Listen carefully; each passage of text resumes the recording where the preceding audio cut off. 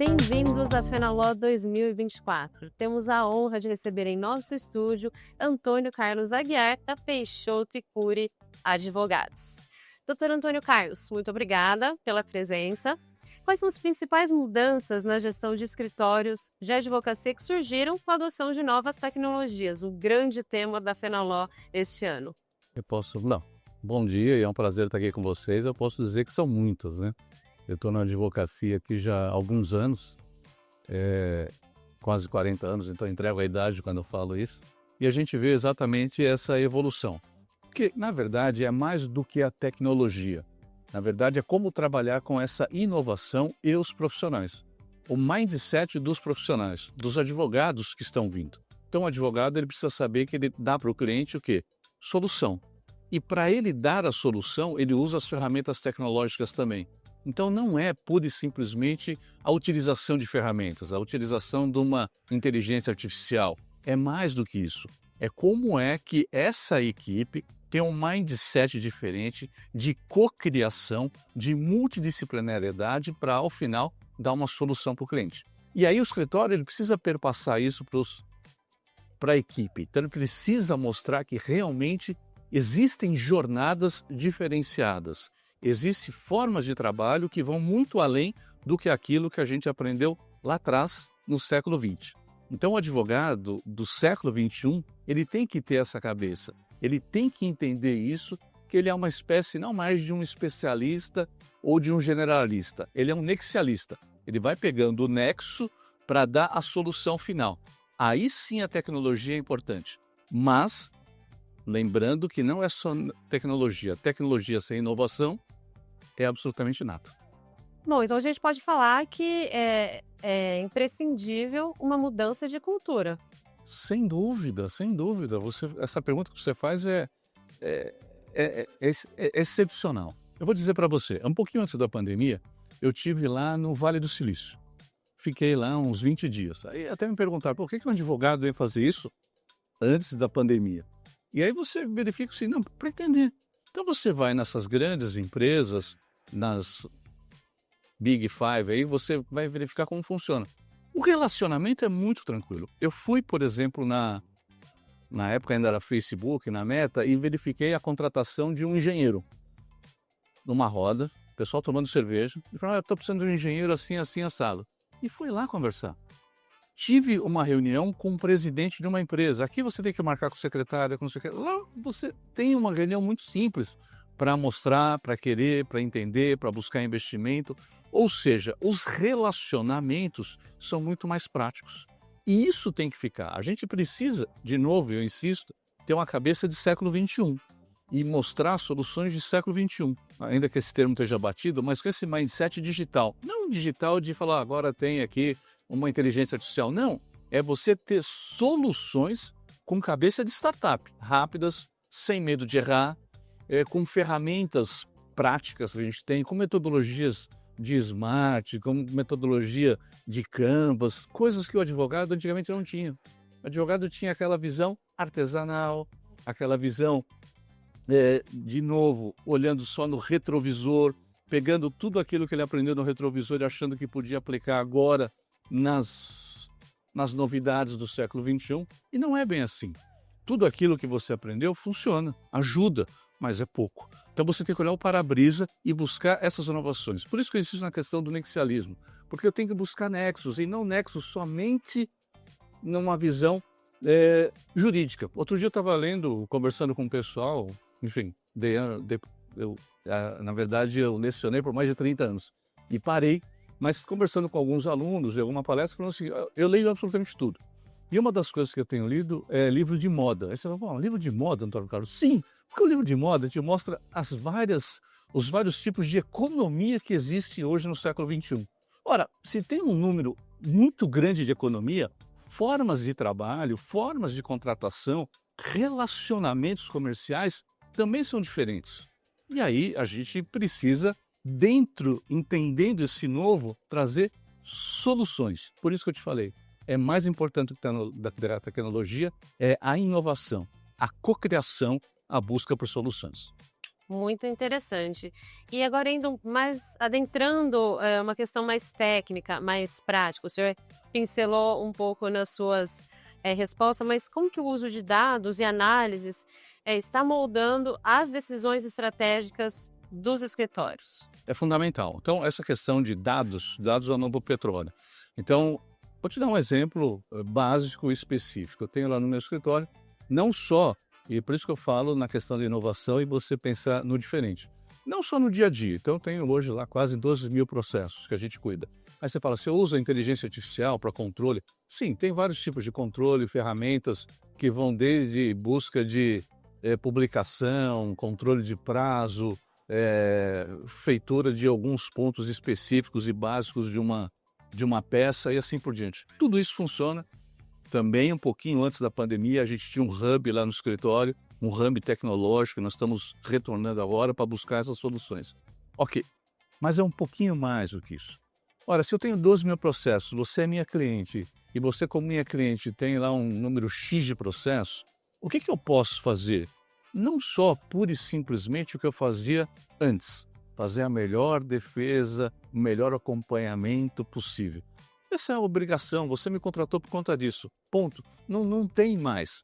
O que eu tenho que fazer é o seguinte, é minerar todos esses dados, eu consigo minerar esses dados, verificar exatamente onde você eventualmente está pecando e trazer e apresentar soluções para não só uma questão preventiva, mas preditiva desses problemas que você tem. Por isso que eu digo, o advogado ele tem que ter essa visão de solução e não ganhar ou perder um processo. Isso é pouco perto daquilo que a gente pode apresentar, em especial e principalmente com essa base de dados que é maravilhosa. Agora, se eu tenho esses dados, eu não sei minerar, eu não sei interpretar e eu não sei dar uma solução com base nisso, de nada serve.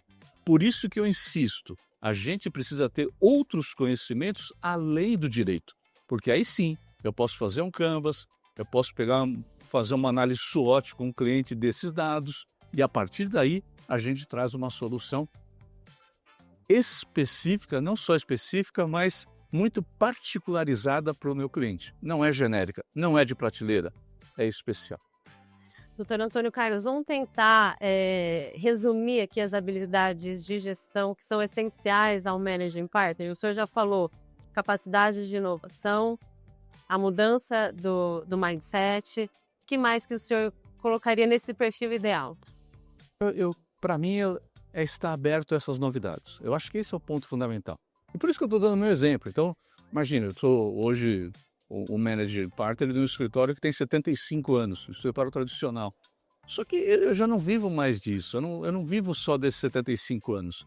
Isso é muito importante, esse brand é importante, essa minha marca é importante, sim, porque ela é sólida, ela é ética e mostra não só longevidade, mas mostra que realmente ela tem uma praticidade, tem uma forma de realmente te dar resultados.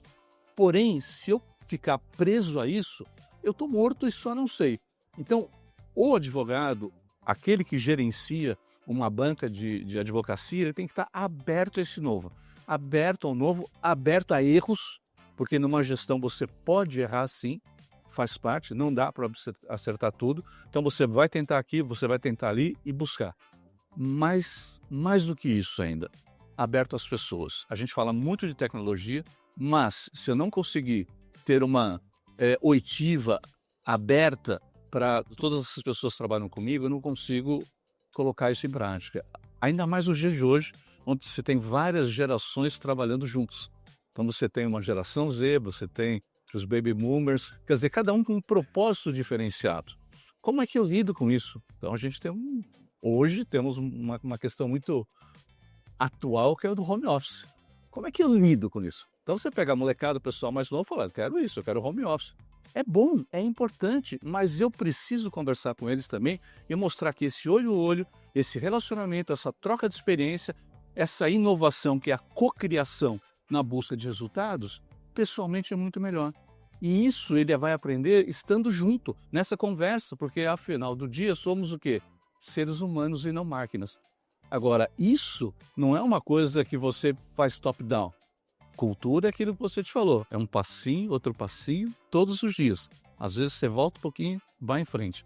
Esse é o grande desafio. Estar aberto para ter uma audição ativa com relação a todos esses stakeholders que estão com você dentro do escritório. E agora uma pergunta que imagino que muitas pessoas querem saber. O senhor falou do seu escritório tão longevo, 75 anos. Qual o segredo, então, para manter um escritório resiliente e competitivo frente a essas mudanças que ocorrem numa velocidade muito rápida, né? Não tem uma fórmula mágica, mas a grande verdade, e de novo eu insisto, é você estar aberto a esse novo.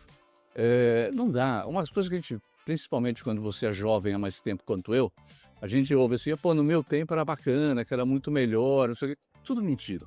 Tudo mentira, porque era muito pior. Não vem dizer que um telefone fixo era muito melhor do que um celular.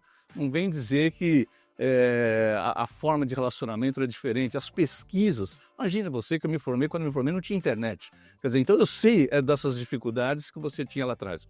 Tudo isso é mentira. Não funciona. Então você tem que estar realmente aberto a esse novo. Entender que as coisas mudaram e mudaram para melhor, sim. Entender que as pessoas mudaram e mudaram para melhor, sim. Entender que os relacionamentos, cultura, questões de respeito de gênero, de tudo mais, mudaram e mudaram para melhor, sim. E a partir daí, ouvindo, reconhecendo cada um e mostrando que existe em determinados momentos a necessidade de hierarquia, em determinados momentos a questão mais aberta, em determinados momentos é time, em determinados momentos, na verdade, é cocriação, em determinados momentos a experiência ajuda, sim. Ou seja, como é que a gente lida nesse caldeirão de fatos e oportunidades? Mas, de novo, escuta ativa, liderança que, na verdade, não é top-down, ela é horizontalizada, você tem que ser um facilitador ao final do dia, tem que ser um facilitador. A tua função enquanto gestor não é falar assim, eu sou mais velho, eu tenho experiência, eu mando, esquece, isso não serve absolutamente nada. Eu brinco, mas brinco sério, eu fiz mestrado, fiz doutorado, e isso ficou no passado, porque para frente não serve nada, porque as coisas mudam. Ou seja, se eu não me atualizar todos os dias, estar aberto, olhar sempre o para-brisa e a partir desse olhar diferenciado, eu saber que a solução, e de novo, é um mantra que eu estou te falando, que o advogado dá solução, que abrindo, olhando esse horizonte, eu consigo dar soluções que esse horizonte à frente exige, ok, mas aí eu tenho que estar aberto, eu tenho que ouvir todo mundo, desde o cara que é mais novinho, porque ele está muito mais próximo de coisas que eu sou mais velho e não conheço, até mostrar para o novinho que o mais velho também tem soluções que ajudam ele. Ou seja, é realmente um time, é um momento de diversidade. E a gente trabalhando, entendendo a diversidade, a gente tem realmente a melhor solução. Muito bom, sensacional. Muito obrigada pela entrevista. Eu que doutor agradeço, Carlos, uma delícia. e ótimo evento. Pessoal, fiquem ligados nas entrevistas da Fenaló. O Estúdio Fenaló preparou muitas coisas especiais para vocês. Acompanhem no YouTube e nos principais canais da Fenaló.